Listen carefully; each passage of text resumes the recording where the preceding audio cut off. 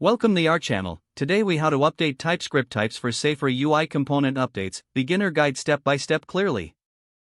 To begin, open your TypeScript project in your preferred code editor. Identify the UI components you wish to update. Review the current TypeScript types associated with these components. Open the component file where these types are defined.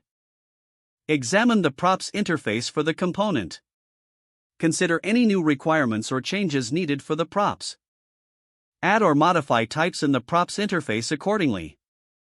Ensure that the updated types accurately reflect the data your component will receive. Next, navigate to the TypeScript configuration file, usually named sconfig.json.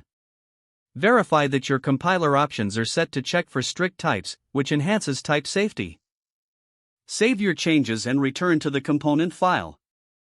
Update the function or class definition to utilize the new props interface.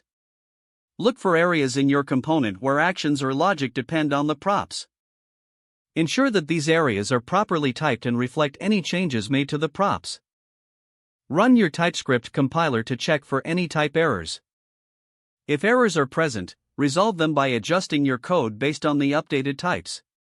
After fixing errors, test your component within the application to confirm it behaves as expected. If your component interacts with other components, ensure they also reflect the updated types.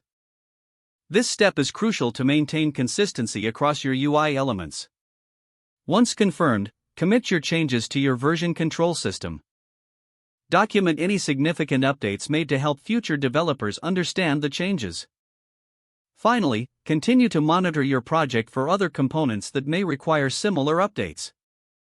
If the page does not load, refresh the browser or try again in a private or incognito window. Make sure you are using the correct email address, then retype it carefully to avoid small typos. If your password is not accepted, use the reset option and create a new strong password you can remember. Check your spam folder for verification or security emails, then complete any requested confirmation steps. Enable two-factor authentication if available to improve account security and reduce unauthorized access risk. After signing in, review your profile details so your contact information and settings are accurate and current. Don't forget to like this video and subscribe to our channel for more step-by-step tech guides.